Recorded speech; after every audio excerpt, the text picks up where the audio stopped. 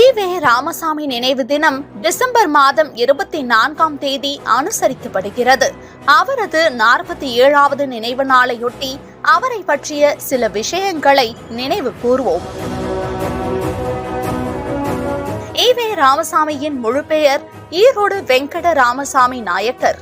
பெரியார் என்று அனைவராலும் அழைக்கப்படும் அவர் வெங்கட நாயக்கருக்கும் சின்னத்தாய் அம்மைக்கும் மகனாக ஈரோடு மாவட்டத்தில் பிறந்தார்.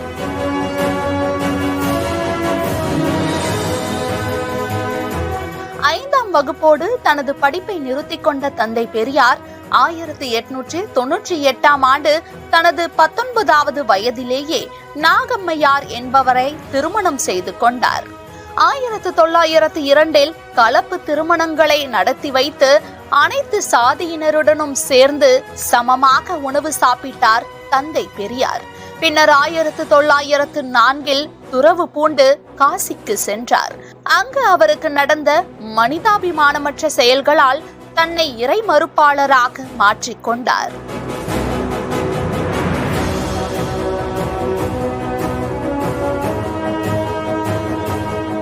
1919ஆம் ஆண்டு தன்னை காங்கிரஸ் கட்சியில் இணைத்துக் கொண்ட அவர் பல போராட்டங்களில் கலந்து கொண்டு சிறை சென்றார்.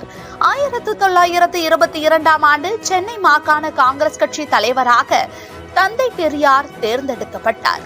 பின்னர் அரசு பணிகளிலும் கல்வியிலும் இடஒதுக்கீட்டை ஏற்படுத்த வேண்டும் என்ற கோரிக்கையை காங்கிரஸ் கட்சியினர் ஏற்க மறுத்ததால் தந்தை பெரியார் 1925ஆம் ஆண்டு அக்கட்சியை விட்டு விலகினார்.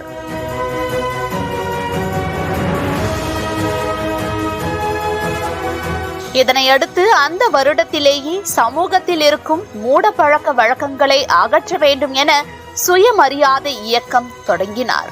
மேலும் குடியரசு நாளிதழையும் தொடங்கினார். இந்த நாளிதழ் மூலம் பெரியார் தன்னுடைய கொள்கைகளையும் சிந்தனைகளையும் மக்களிடையே பரப்பி விழிப்புணர்வை ஏற்படுத்தினார் தந்தை பெரியார்.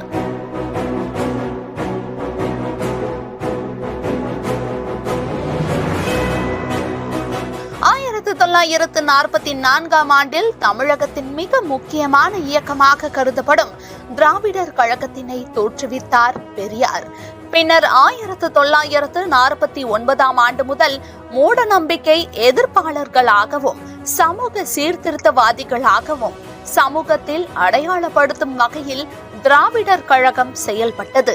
மேலும் தலித்துக்களுக்கு எதிராக பயன்படுத்தப்படும் தீண்டாமையை மிக தீவிரமாக எதிர்ப்பதிலும் ஒழிப்பதிலும் முனைப்புடன் செயல்பட்டது.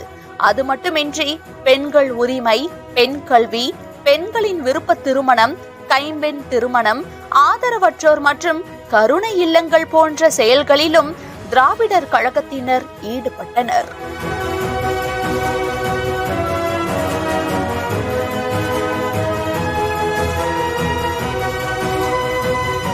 பகுத்தறிவு பகலவன், வைக்கம் வீரர் என பல்வேறு பெயர்களால் அழைக்கப்படும் தந்தை பெரியார் குடலிறக்க நோயினால் பெரும் அவதியுற்று 1973ஆம் ஆண்டு டிசம்பர் மாதம் 24ஆம் தேதி தனது 94வது வயதில் காலமானார்.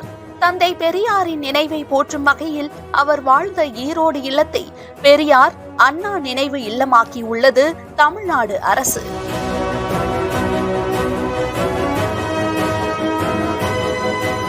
சமூக சீர்திருத்தத்திற்காகவும் சாதி வேற்றுமையினை அகற்றுவதற்காகவும் மூட நம்பிக்கைகளை மக்களிடமிருந்து களைவதற்காகவும் பெண் விடுதலைக்காகவும் சாதி மற்றும் பாலின சமத்துவம் போன்ற கொள்கைக்காகவும் போராடியவர் தந்தை பெரியார் என்றால் அது மிகையாகாது.